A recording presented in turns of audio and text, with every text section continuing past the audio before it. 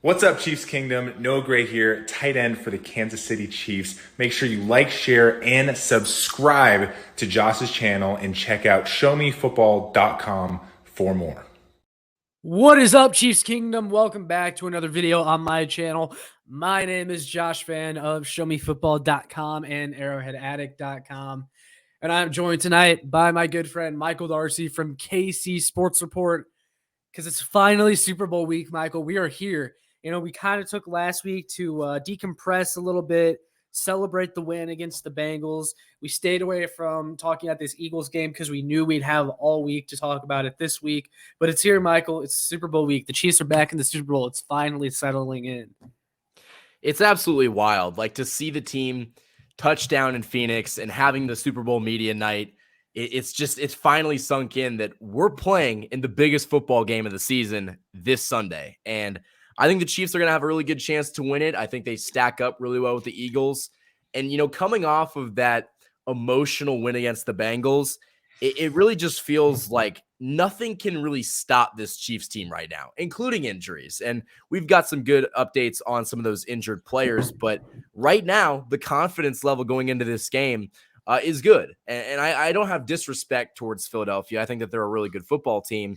But the Kansas City Chiefs have found a way to get it done, and that's a really encouraging sign going into this week's game.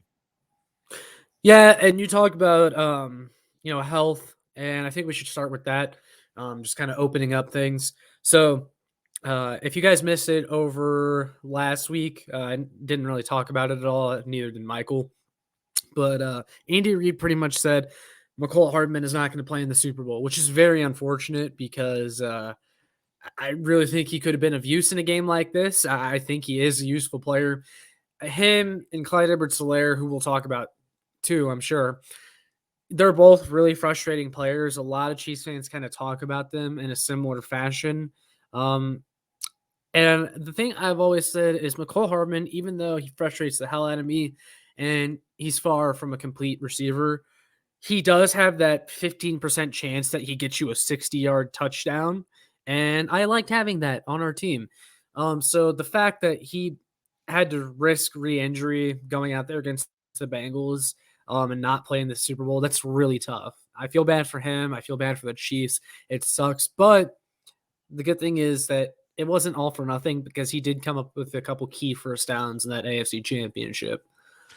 He did, and it really sucks for him that he can't play in this game. And honestly, I think that we aren't giving him enough credit for really rushing back before he was truly ready to play in that game. And I have a lot of respect for that. He wanted to be out there on the field with his teammates, and he was a contributing factor in why the Chiefs were able to beat the Bengals. So you can't take that away from him, but I think he really wishes that he could play in this game. But, that's really been our biggest question is, are the Chiefs going to be healthy enough going into this game? Because I think, the Eagles might be a better overall team, but the Chiefs have a lot of talent. And when that talent is playing, they might not be better on paper, but it results in wins. And we just recently, I think in the last hour and a half, learned a lot more news regarding some of the other players that were question marks going into this game. Yeah, so L'Jarius Sneed was there. He told the media that he is out of concussion protocol. He passed it, which would have to be the case, I think, for him to attend media day. If he was still dealing with that concussion, I don't think they would have him there at media day. Same thing for Juju. Juju Smith-Schuster was there. You're not going to put a player out on the podium for media day, I don't think, if they're not going to play in this game. And then Kadarius Toney, he was asked about playing in this game. He said, "I'm definitely playing," which is good to hear. And then also, lastly, the Kansas City Chiefs today officially moved McCall Hardman to IR, and they activated Clyde Edwards-Helaire off IR, so he has a chance to play in this game, actually. Any thoughts there, Michael? Funny you say that. I think Clyde. Why is it funny? Did you think I was going to talk trash on Clyde first before letting you speak? Maybe a little bit. I might have had that assumption, but I think it's not really much to worry about. I don't think that the Chiefs activating Clyde for this game is going to mean that he's going to have any substantial carries, but I think it wouldn't be out of the realm of possibilities for him to have maybe one or two in situations that might not be crucial. But I'm not really sure if I'm a fan of that. I think you've seen that Jerick McKinnon and Isaiah Pacheco have been the two best backs on this team, and just taking carries away from them, I don't think would be a smart idea at this point in the season. But I think we're going to get to see one last hurrah with Clyde at running back this Sunday.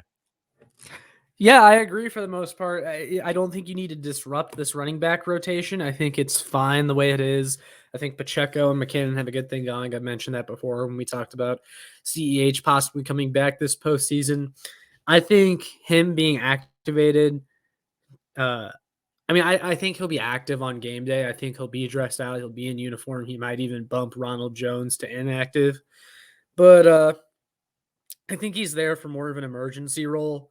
And if the Chiefs think that maybe he can help with a couple touches in the red zone or on short yardage, I'm fine with that.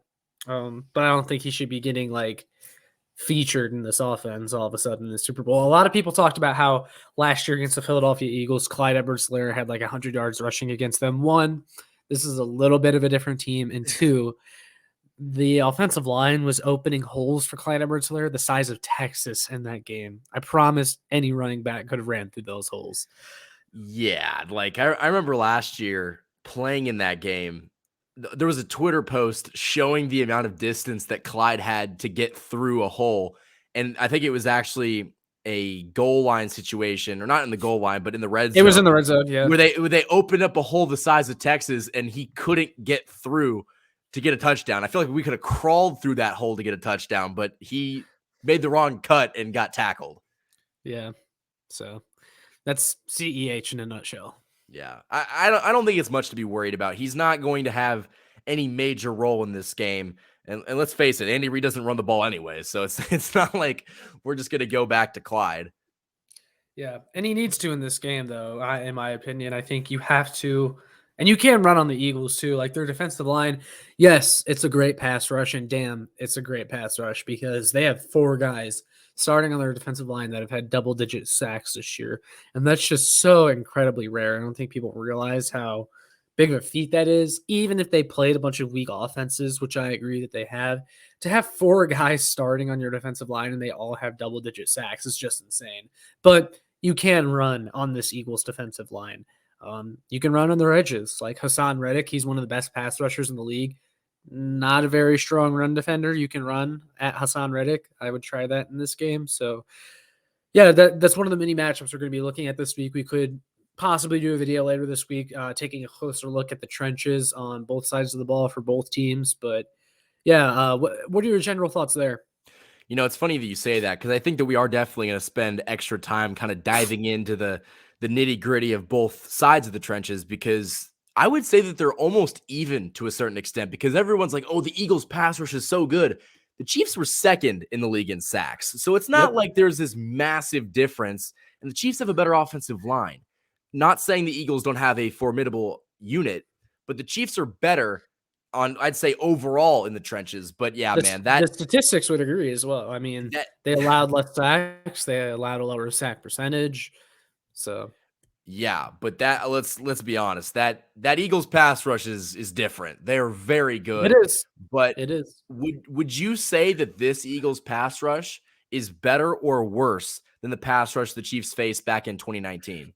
I knew that question was coming from you. Man, I think the stats point to this Eagles pass rush being better, and there's a hell of a lot of athleticism on that defensive line, but I still think I might lean towards the Bucs front 7 because their linebackers were also very good in blitzing and rushing the passer as well. Levante David was one of the best linebackers in the game that year. Vita Vea was beast inside, and they barely had him all year, but they got him back for the Super Bowl. Ndamukong Suh, and I know not Ndamukong Suh's on the Eagles now, but he was still more of a force with the Buccaneers, and Shaq Barrett was so good, and Jason Pierre-Paul. That's a good question. I think I'm going to lean towards the Bucs. Well, I was asking about the 2019 Super Bowl where the Chiefs faced off against the Niners. Oh, I'm sorry. I just assumed you were talking about the Bucs pass rush. The 29, yeah, I think this one's better than the the Niners 2019 pass rush. I Okay. think so. I think that the 2020 Super Bowl was more overshadowed by the fact the Chiefs had me playing at left tackle. Yeah, And, definitely. and so that's kind of why the Bucks kind of did whatever they wanted. But yeah, the force that the Eagles have is going to be a problem if the Chiefs can't block that. But I think the Chiefs' offensive line is more geared towards stopping a pass rush than they obviously were in 2020. And they're probably a better offensive line than they were in 2019 too. Oh yeah, they absolutely are. I think this team, especially on the interior, way better than they were in 2019. Think about it. We had Stefan Wisniewski, who essentially came out of retirement to play left guard for the Chiefs, or right guard, I think. You still had LDT. He's decent. And Austin Ryder was Austin the Ryder was center. your center. So yeah, massive upgrade on the interior. And the tackles, they've taken a lot of blame this year. They've taken a lot of flack this year, and rightfully so. But Wiley's been really solid. He's no Mitchell Schwartz, but he's been solid. He's gotten the job done. If Andrew Wiley is your worst starter on the offensive line, you're doing okay. And Orlando Brown, he's gotten abused in certain matchups this year, but I definitely think he has a higher ceiling than Eric Fisher. I think we've seen him have some really good games against high-end competition before. And we know that the case with Eric Fisher was, he was a decent left tackle, but man, sometimes he would just get abused by better competition. Like in that 2019 Super Bowl, he allowed like 12 pressures to Nick Bosa. Nick Bosa is a different animal, but yeah, Eric Fisher struggled a lot. I do think that, Orlando Brown Jr. might have some extra motivation to win this game, because guess what? If he wins this game and he plays well, he's going to get paid, and he might actually get what the Chiefs offered him this offseason.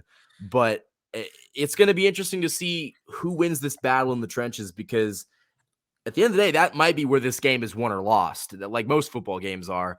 And, if we look at our Chiefs defensive line, I really like the matchup against the Eagles offensive line. And that's not throwing shade towards the Eagles. I think that Jason Kelce and that offensive line is good, but they don't have Chris Jones. They don't have a guy that can single-handedly change the game from a pass rush perspective like Chris Jones can. I know that the Eagles have Fletcher Cox, who's 47 years old at this point in time, but Chris Jones... And Hassan Reddick. I got to hand it to Hassan Reddick. Hassan I really Reddick's like great. him. I really like him. He's good. Yeah. He's very good, but he's not Chris Jones. And I don't think he's as dominant as Chris Jones. I can agree there. If Chris Jones can have that AFC Championship game performance again, the Chiefs are winning this game. Oh, yeah.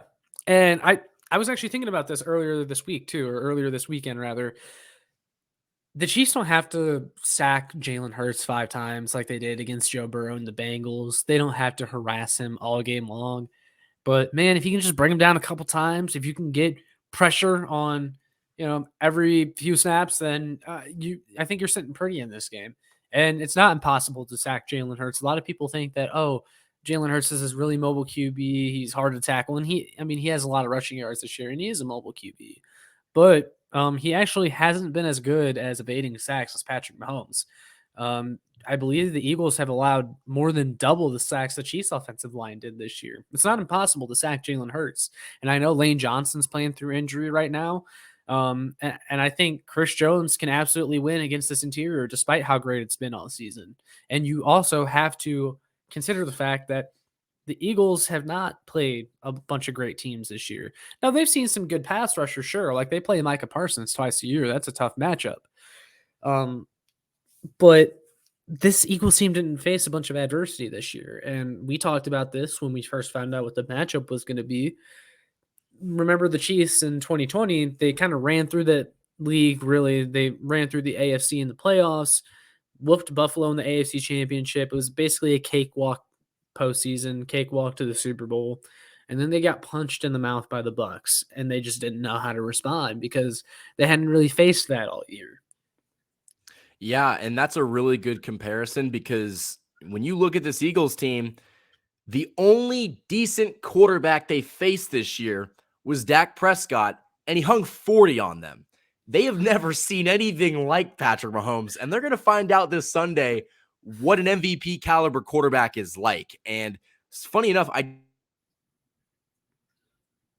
just learned that the Eagles have the #1 pass defense in the league. I think he's going to do unholy things to that secondary. Like, I don't care who's out there wide receiver. They have never faced a guy like Patrick Mahomes. And I think that could be an element that they're not really taking into account. They know he's great, but you can't simulate Patrick Mahomes in practice. You just can't. And one thing that I also find interesting is, according to one of the guys at KC Sports Network, Ken Swanson, Jalen Hurts is averaging 6 yards per attempt and 2.96 yards per carry since coming back from that shoulder injury. So he hasn't been great. And again, kind of going back to the facing no adversity part, they faced the New York Giants and the San Francisco 49ers with Brock Purdy and Joe Johnson as their starting Josh quarterbacks. Johnson. My bad. I had no clue who that guy was until he stepped on the field. Yeah, he's been on like 13 teams in his career. And then he got hurt, so they had to put Brock Purdy back in. So it's like they have not Who faced literally a quarterback couldn't throw. yet. Who Yeah, literally couldn't throw. He could literally only hand the ball off. Yeah, I mean, I wasn't saying that he even came back in that game. Man, the Niners have the worst quarterback injury luck. I would hate to be a backup there because it means you're getting injured. Yeah, most backups, you think you're just signing up for the league where you're basically this glorified coach. You're making millions to basically be a backup quarterback and never play and never get your brains bashed in. Like Chase Daniel, the former Mizzou quarterback, like there's this thing that he's made like $50 million in career earnings and has thrown like less than 50 career passes or something like that. I mean, I'm sure it's a little bit more than that, but like his pass to $1 million ratio is pretty crazy. Most backup quarterbacks don't end up having to be thrown into the spotlight. And the Niners, it's been a revolving door. Like everybody has played. If you're on that roster, I'm surprised Christian McCaffrey wasn't their emergency quarterback, and he played. I think during that game, though, the broadcast did point out that Christian McCaffrey was standing next to Kyle Shanahan, who was giving him directions on how to play the position in case he had to. Man. Yeah, the Eagles just haven't faced anybody. They just haven't. And I understand that, you know, they got here and they're a good team. They're not like the Steelers that they were a couple years ago where you kind of knew they were a joke, but they just literally didn't play anybody. But, man, if anybody was going to expose this Eagles team, it would be the Chiefs. Yeah, and now I have to be a little bit fair to the Eagles because we could kind of say the same thing about the Chiefs, but just on the opposite end of the spectrum. Like we say the Eagles haven't played anybody, which is, I mean, it's true. They haven't played a lot of good teams this year. They haven't played a lot of good quarterbacks. They played Dak Prescott. They played Aaron Rodgers when he wasn't very good, and even he put 30-plus points on them. But, you know, the Chiefs, they were in close games with the Broncos and the Texans, and people are, I'm sure Eagles fans, the Eagles version of our show was probably talking about how, oh, this Chiefs team almost lost to the Texans. Like we can beat them, but that's just not the way it works. And using transitive property in pro sports, it does not work. It's all based on matchups, and some teams just match up better against other teams. And also it's just the NFL, and it's any given Sunday. Any team can win. You can always find an upset happening. But just like the Eagles lost to the Washington Commanders earlier this year with Taylor Heineke, you know? So, I mean, I give the Eagles a little bit of credit. I mean, they've beaten the teams they needed to beat, and they've annihilated them too. Now, we know that the Chiefs could annihilate some teams if they wanted to. They just don't. They're not really like that. Andy Reid doesn't like to run up the score on opposing coaches. That's never been his thing. Nick Sirianni, he doesn't really care. The Eagles, they've been just running up the score all year, even though they didn't really have to. They did it against the Giants in the playoffs too, ran up the score when they didn't really have to. So I have to say, I respect the Eagles a little bit. They're a good team, but yeah, they haven't played many good offenses. And this Chiefs offense is the best in the league. They were better than the Eagles this year. And I know the Eagles defense likes to play a lot of zone. I think the Chiefs can attack a zone very easily. The problem with the Chiefs receivers is that they couldn't really beat man coverage all that well this year, and they struggled to get separation a lot. But if the Eagles are playing zone, I think the Chiefs can exploit that. And MVS, you know, he's a zone buster kind of guy. McCole Hardman is, but he's not going to be playing in this game. But Kadarius Toney, he could thrive in this game too. If you're playing soft zone on the Chiefs, I mean, they'll take the dump offs, they'll do stuff like that. MVS, I'm sure he can find a soft spot in the coverage and get a deep pass. I shudder to think what Travis Kelce could do to that team. Yeah, Travis Kelce versus zone coverage. I didn't even think to mention that. God, he's gonna have fucking 200 yards and 3 touchdowns. Could go so poorly, but yeah, it's gonna be interesting to see how the Chiefs attack that defense.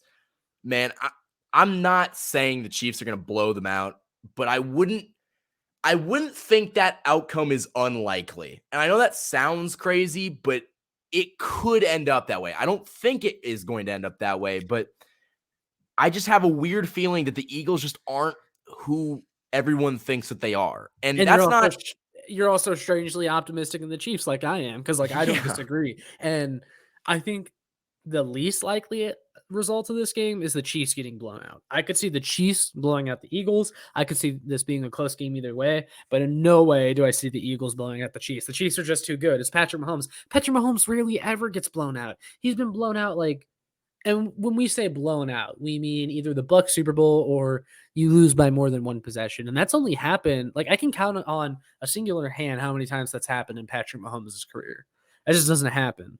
It doesn't. And that's why I feel so confident going into this game that even if it's a game that the Chiefs struggle, it's going to be a 1 touchdown game in the final minutes of the fourth quarter. It's just what it's going to be. And I think what's probably going to happen is the Chiefs are going to get up and the Eagles are going to claw back and the Chiefs are going to have to play that maintain game. But maybe they are playing from behind. I mean, they've done that in every single playoff game and it seems to work out pretty well for them. But Yeah. I don't really know what to expect because I wouldn't be surprised if the Chiefs blew them out. I wouldn't be surprised if it was a touchdown game. I wouldn't be surprised if it was a field goal game. But I just have a weird feeling the Chiefs aren't going to lose this game. And I hope that doesn't come back to bite me, but I just had that feeling. Yeah, no, like I'm really I was nervous as hell for the Bengals game because like this is a team that I knew was really good. They were one of the hottest teams in football. I was just worried about the Bengals. Like I was stressing out all week, like shaking, pacing around my room, like days before the game. Cause look, I wasn't scared of the Bengals, and I was confident that the Chiefs could beat the Bengals. I knew they could. I knew the Chiefs were capable. That's why it's been so frustrating that they lost to the Bengals so many times because you knew they could beat them, but it's just these stupid mistakes. But those stupid mistakes are the reason that I was so nervous for that game. I'm going to be nervous for this game when it actually comes around because it's the Super Bowl. It's the biggest game of the year and all, but I'm relaxed right now. I'm confident in the Chiefs in this game. I think they match up really well against the Eagles. I agree with you. I think that Jalen Hurts, who has been phenomenal, by the way, I don't want to take that away from him. He's never played in this game. This is Patrick Mahomes' 3rd time playing in this game. That is absurd to say. The Chiefs have been in this moment before, and only a couple Eagles have. And listen, it wasn't that long ago that the Eagles were picking top 10. Was it last year? And the Chiefs have still been towards the top or end of the league in drafting just because they've been so good for so long. I just have a weird feeling that the Chiefs match up so well in almost every single aspect that, yeah, they might not be the better team on paper, but the Eagles don't have Patrick Mahomes. The Eagles don't have Andy Reid. The Eagles don't have Travis Kelce. And I'm confident in this Chiefs pass rush and their defense overall to do enough. And I can't say the same about the Eagles. Yeah, and I just the experience too. The Chiefs had more experience in the coaching staff. They had more experience with Patrick Mahomes, of course, quarterback, the most important position in this game. And I was listening to Arrowhead Addict podcast last week, and they had an Eagles podcaster on, and I forget the guy's name, but he was talking about how Jalen Hurts is going to show the league who the real MVP is in this game. And I understand being confident in your quarterback, but Eagles fans don't really think Jalen Hurts is better than Mahomes, do they? They don't really think he's the MVP, do they? There's nothing that supports that argument. If they think that the way to win this game is Patrick Mahomes versus Jalen Hurts, they will lose. That is it can't be that for the Eagles. That's the last thing they want to have happen, because if you try to go quarterback versus quarterback, the Chiefs have a better quarterback. If you try to go head coach versus head coach, the Chiefs have a better head coach. And so I think they're really going to try to take some of the pressure off of Jalen Hurts by running the ball, or maybe taking some short dump off passes to like a Dallas Goedert or maybe an AJ Brown. But I think the last thing they want to do is put the game in the hands of Jalen Hurts. And again, that's not saying that he's not capable of winning this game, but he's never been in this moment before. And he's a relatively young guy, and he's coming off of an injury. So we're still not totally sure he's healed either. He was Yeah. kind of lofting, shot putting his passes in the NFC Championship game still. And even then, like, they put up 28 points, and that game was never close. But I really wonder what that game would have been like if the Niners put up 21 points. And let's just say it was a close game. Is he the kind of guy that could, make a late fourth quarter comeback or will his team to victory? We haven't seen it yet. I think he's good enough. I think he's capable if it did come down to something like that. But I think this Chiefs defense is also not getting a lot of recognition and a lot of credit coming into this game, even though they just had a fantastic performance against the Cincinnati Bengals. I think people are overlooking them, and they weren't very healthy for that game either. They lost L'Jarius Sneed, arguably their best cornerback. Willie Gay went out of the game. They had two rookies get interceptions in that game. Like, I think people aren't really paying much attention to this Chiefs defense, even though I think they're absolutely going to be a factor in this game. And I think, look, Jamar Chase and T. Higgins are two of the best wide receivers. They're one of the best wide receiver duos in the league. And AJ, that was a good test to have before facing a group like AJ Brown and Devontae Smith. I don't think that AJ and Devontae Smith come close to T. Higgins and Jamar Chase. I think they're in a league of their own. And so that also makes me feel more confident as a Chiefs fan, just because I feel like if you can, for the most part, kind of shut down those two guys. Listen, I know AJ Brown's that guy, and Devontae Smith is good, but they're not the Bengals receivers, and that gives me more confidence. Yeah, no, that's totally fair. The other thing you got to watch out for, though, of course, is the Eagles' running game. Jalen Hurts had like 700 rushing yards this year. Boston Scott, Miles Sanders is a good stable of running backs that the Eagles have. Now, the Chiefs were top 10 versus the run this year, rushing defense. But the Eagles' offensive line is very good, as we've mentioned. And the running backs, they're a quick little bunch. They're not the biggest. They're not bruising backs, but they got a lot of speed. And running, just speed can give this Chiefs defense trouble for sure. Not to say this Chiefs defense doesn't have speed, but you don't want Nick Bolton chasing down Miles Sanders from behind. And it almost makes you wonder how much the running game is going to play a factor in this game for the Eagles, because yeah, they have the horses to do it, but are they going to go to that right away? Well, and you also have to think about Jalen Hurts, if the shoulder truly is still an issue. Do they want to be running him a lot in this game, even if it's something that they typically would have done? Yeah, and we're never really going to know if that shoulder injury is a problem. I guess we'll probably see in this game if it is, but man, I don't know. I just have a weird feeling the Chiefs defense is going to play surprisingly well. And again, I'm not predicting a blowout. I think that would not probably happen, but out of all the Super Bowls for it to happen, wouldn't be surprised if this was the one. Remember, the Chiefs play the 49ers this year, and granted, it wasn't a playoff game, but the Chiefs blew out the 49ers, and that was the team that had the supposed best defense in the league, and, Jimmy G was still the quarterback at that time, but, that was the premier team to beat, and a lot of people thought the Niners were going to hold the Chiefs to, sub 20, and they blew the doors off of them. So I wonder what we're going to see from the Chiefs offense in this game, but I don't think they're going to struggle to put up points. Yeah, I definitely think they're going to put up points. And I think this is another game where it just comes down to how well the defense is going to play. I mean, I just have that trust in the offense. And I know I said that about the Bengals, and then the offense had a lot of things happen, and it wasn't really their night. And then the defense had really a historic performance to basically will the Chiefs to victory. I don't think that's going to be the case 2 weeks in a row, though, or 2 games in a row, rather, since we had the bye week, obviously. I don't think that's going to be the case 2 games in a row. I think the Chiefs offense is going to put up points. I think they're getting healthier. Mahomes, he's now going to have 2 more weeks of rest off of that sprained ankle. And you have to think about that, too. He was limited in that Bengals game. I know it didn't really look like it. I know Mahomes has a high pain tolerance, and he didn't show it a lot, but he was definitely grimacing a little bit trying to get some of those passes off. And now he's had 2 more weeks off. What does he look like in this game?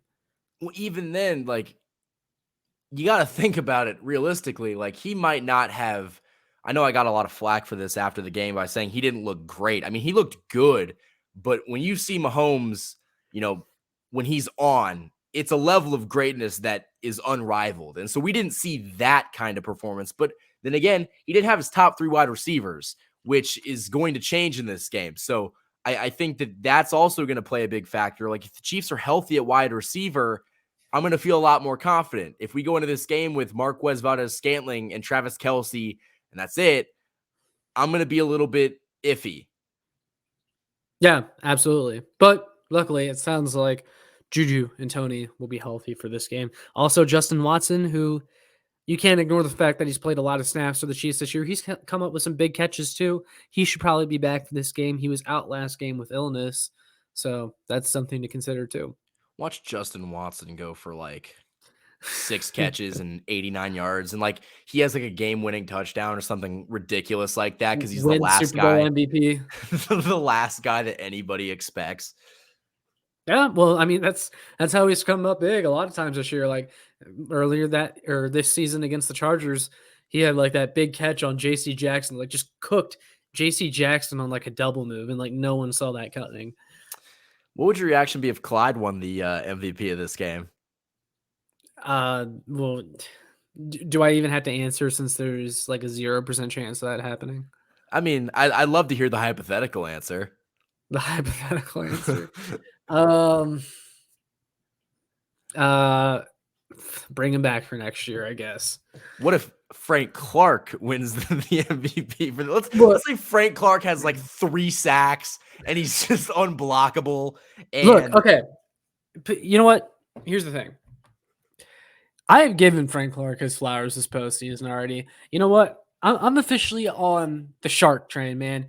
This is Frank Clark, the playoff shark, man. I am on board. I love Frank Clark. I'm so sorry for everything I've ever said about him.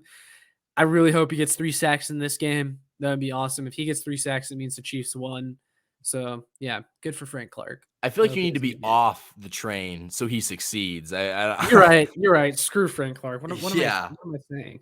I don't know. That would be bonkers if he had like 3 sacks and like 9 total pressures and Chris Jones had like 1.5 sacks, but he's getting to the quarterback too. Like, well, and speaking of that too, real quick, I almost am a little bit worried about maybe this defensive line just being so focused on that Bengals game and being so high on it that they almost don't have the same intensity coming into this Eagles game. That's one thing I'm like a tad bit worried about. I know the team says, yeah, the job's not done, and they acknowledge that, but I mean, they really had their eyes set on that Bengals game, and like they didn't care what else happened. They just really wanted to freaking win that Bengals game, and they did. And I hope they can continue that momentum and keep that same intensity against the Eagles in the Super Bowl. Yeah, because this almost feels like they had a lot more to prove in that game. And I know that sounds weird because you're playing for a Super Bowl championship, but yeah, that game kind of was their Super Bowl when they got, kind of trash talked all week and fired up, and they circled that game and said, you know what, we might not win, but I'll tell you what, we're going to go out there and make sure that Joe Burrow knows that we're here. I think they play with a different intensity, and we might not see that intensity because it's kind of hard to replicate just pure anger like that. But if we see anything, like if we see half of that, it'll be enough to win. Yeah, I think so. Like I said, they don't have to sack Joe Burrow 5 times.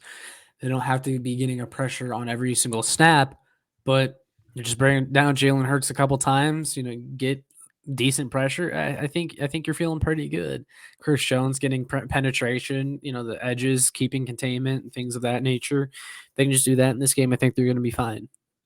Honestly, I wouldn't be surprised if, the Chiefs back end of the defense throws a lot of different looks at Jalen Hurts, maybe try to confuse him because, he's never really faced a defense like this in the postseason. So I think it would be worthwhile to maybe confuse him. And maybe in the first half, you blitz him like 45% of the time, maybe just to make sure that he's a little bit off Just to off see how he edge. responds. Yeah, like what's the worst that could happen? It's early on in the game.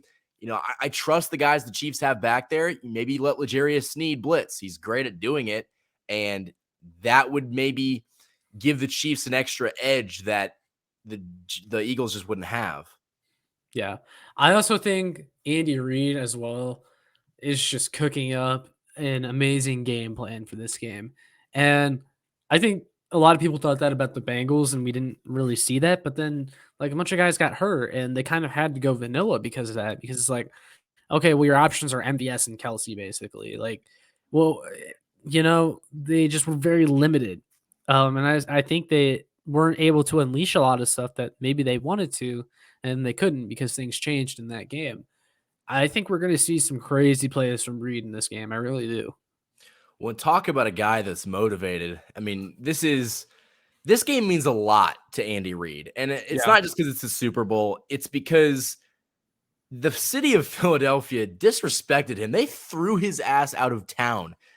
Philadelphia still hates Andy Reid. And after everything that he did for that city, he couldn't win a Super Bowl with Donovan McNabb. Sorry, guys. Like, what he was able to do, even with the lack of talent, it's amazing how they still hold hostility in that city for him. But I think this game definitely means a lot to him. And I don't really think that he slept probably for the first week. He was just trying to craft a game plan. And at a certain point, I mean, I wouldn't be surprised if the Chiefs are already set in their ways of what they're going to do in this game, and they're just practicing to perfect it. Yeah, I agree. So I kind of want to move off like the serious talk and like the analysis for this game, and just kind of talk Super Bowl stuff, like some of the festivities and all that. So I'm sure you've seen the jerseys that the Chiefs are wearing for this game. A lot of people wanted them to wear white on white. They're going to be wearing white on red. First of all, do you have any thoughts on that? And also, do you put any stock of the team that wears white jerseys having a winning record in the Super Bowl? First of all, I wish they would have wore white on white, or if they were going to wear red on red. I just think it's the best color combination, and it makes it look the best. You brought up that stat about how the team that wears white has won the Super Bowl like 17 out of the last something times. But ironically, the two times that those teams haven't won the Super Bowl, it was the Eagles and the Chiefs. So I'm not really sure if I buy too much into that stat. So are the Chiefs the home team then? They're actually considered the road team for this game. Okay. Well, how do they decide that? I really don't know. I guess because it's in an NFC stadium, but I mean, I really don't know. I mean, it doesn't matter. It's going to be a neutral site, but I think that I wish they would have wore white on white. I think that looks the best. But honestly, I'm kind of surprised they're wearing white tops in general. I think it's worth noting though that I'm pretty sure they wore white on red for their season opener versus the Cardinals in Arizona earlier this year. So, if it ain't broke, don't fix it. Exactly. And hey, the Chiefs are going to end their season exactly where it starts, hopefully with a win. Hopefully with a win. Now, also the Super Bowl logo. I'm going to ask, how do you feel about the Super Bowl logo? Where does it rank among Super Bowl logos for you? Because honestly, I think it's like super freaking cool. I think it's like top 5 Super Bowl logo ever. Okay, now I got to look it up because I maybe I haven't dissected it that closely. Well, like, okay, so like LIV and LVI, or LV, I should say. There was, they had the colors, but like this one, they actually added personality to it. You can see like the Rocky or the you can see like the Arizona like canyons in the background and stuff. I love this logo. I think it looks so sexy. It's a good looking logo. I didn't really pay too much attention. I mean, the old logos back 10, 12 years ago were actually really cool. They kind of gotten lazy where now they just kind of throw an eye on the end of it. They're just going for that simple look, which, I mean, that's just where society's moving towards. Like a lot of companies do, like they just made their logos really simple, which I can appreciate a little bit, but it's nice that they actually added some personality to this Super Bowl logo. Did you see that the stadium or the field was already outside and they're going to roll it into the stadium? Yep. And they got the yellow end zones for the Chiefs. Yeah. man, it's kind of surreal, like that we're so close to seeing the Chiefs play in another Super Bowl. And not trying to get too far away from the festivities, but Patrick Mahomes is one game away from being a 2-time Super Bowl champion, potentially a 2-time Super Bowl MVP, a 2-time MVP at 28 years old. And he's going to be in his prime for what, another 10 years? What he could accomplish in the rest of his career. I mean, we're talking about the greatest to ever do it. Yeah. I need it, man. I need it. I need Mahomes with the second Lombardi. It's going to really help with the narratives. It really will. I kind of wish Tom Brady didn't retire so we could just smack up on him a couple more times. But I know, now he's posing for underwear shoots and all that kind of stuff. So he's on to what we thought he could be doing with his life. Definitely. I gotta ask you though. I want to bring this up, and then I'm going to ask you how you're going to watch the game. So, last week, I was wearing my Chiefs shirt around here, and I had people talk to me about the game because obviously they can see I'm a Chiefs fan. Like, oh, where are you watching the game? And we have like a club around here, and they're having like a Super Bowl get together party thing. There's going to be a bunch of fun stuff there, and they're like, oh, you should come out. And it's like, look, if this was just another game between two teams I didn't care about in the Super Bowl, yeah, sure, why not? I'll go out and have fun, watch the Super Bowl at a club or whatever. But since it's my team, I cannot be around other people in like a public setting watching this game. I have to be like locked in on the game in a room by myself with just a TV with the game on. Like, I don't know how you are, or if you're going to be having like a Super Bowl party or anything. Last time the Chiefs were in the Super Bowl, last 2 times the Chiefs were in the Super Bowl, actually, my family had a Super Bowl party, right? Well, actually, we didn't have one in 2020, but we had one in 2019. And I didn't go. It was my first time not going. I was like, no, I'm not going to the Super Bowl party. I have to watch this game by myself in my room, door locked and all. How are you going to be watching this game? Because personally, like, I can't be around anybody. It's not my thing. I definitely am not going to seclude myself and go into hiding, but I don't blame you for doing that. I am like you in a sense, though, where I'm not going to a Super Bowl party. I'm not going to be around a bunch of my friends because I would want to be watching the game. And then people always ask you dumb questions, or they're like, are you going to watch the halftime show? It's like, no, I love Rihanna, but I'm locked into other stuff right now. Like, in fact, every time the Chiefs have been in the Super Bowl, during halftime, I'll call my friend and talk about the game and just let loose for 20 minutes while Rihanna sings her heart out. But I'll watch the Super Bowl halftime show after the fact, assuming that we win. But like, I never watch it in the moment. And so I'll probably watch the game with my dad and my family. Dude, I remember. I'm sorry to cut you off. I remember like after the Chiefs won in 2019, like I was a senior in high school, right? So like I walk into school the next day wearing my jersey and all that. And I have teachers in my classes and they're all like, oh my God, did you guys see the commercials last night in the halftime show? And it's like, let's talk about the fact that my Chiefs just won the championship. Yeah, it's like, I'm sorry I didn't see the Eminem commercial. Like during the Eminem commercial, I was like in tears that we were down double digits in the fourth quarter. The last thing I care about is Shakira. I'm sorry. It didn't cross my mind at the time. And I still haven't watched that weekend performance. I probably never will. But yeah, the last thing you can't ever watch that game again. Like I haven't rewatched that game since it happened. No, if I wanted to like, reinstate depression, I would go watch it, but it's not worth a second watch. I mean, if you want to be sad, but it just wouldn't make sense. I hope the Chiefs win this game, just to give us some happy memories and we can actually rewatch a game. Yeah. Well, and also we'll end on this one last serious note. Similar to how I said you have to win that AFC Championship game, because if you didn't, you would have had a losing record in 5 AFC Championship games at home. You don't want to say the Super Bowl. Okay, the Super Bowl is a must win because it's the Super Bowl. But I'm saying like you have to win this Super Bowl, even though people will remind me in the comments, I'm sure, oh, do you know how hard it is to get to a Super Bowl and win a Super Bowl? And it's like, yeah, I understand it's hard. If you go to 3 of them, you need to win 2. I don't want a losing record in the Super Bowl. I don't want to hear about that. Okay. So for me, you got to win this one so you can be 2-1 in Super Bowls in the Patrick Mahomes era. This is also the game that turns good careers into great careers, and it turns a legacy from, really good to all-time great. Peyton Manning won 2 of them. Aaron Rodgers has only won 1 of them. And, once you start getting multiple Super Bowls, like 2 or 3, you're putting yourself in a different category. And Mahomes has a chance to put himself in a different category at 28 years old. Like what he could do in the next 10 years. And not even forgetting to mention the fact the Chiefs should not be in this game. This was a down year. This was a retooling year. And they're back with a chance to win the whole damn thing. So yeah, it means a lot.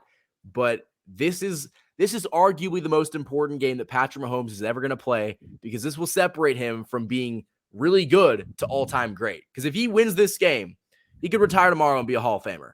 I think he already could, but I think it's cemented. This would solidify it. Yeah. Man. Yeah, that's a great note to end the video on, to be honest. And we'll go ahead and stop there. We're at 45 minutes, just opening up this week of Super Bowl coverage. But Michael, before I go ahead and wrap it up, why don't you go ahead and let everyone know where they can find you? Sure thing. You guys can find me on YouTube. That's just KC Sports Report. The website, kcsportsreport.com. The social medias, Instagram, KC_Sports Report, and Twitter at KC Sports Report. There you have it, and I'll put all that in the description as always. You guys make sure, if you're watching, you like, share, and subscribe to my channel. I know a lot of you are watching and you're not subscribed, so go ahead and hit the subscribe button. And if you're feeling really generous, just turn on the notification bell. You can also check out my work on showmefootball.com and arrowheadaddict.com. But other than that, we will see you all in the next one. Go Chiefs!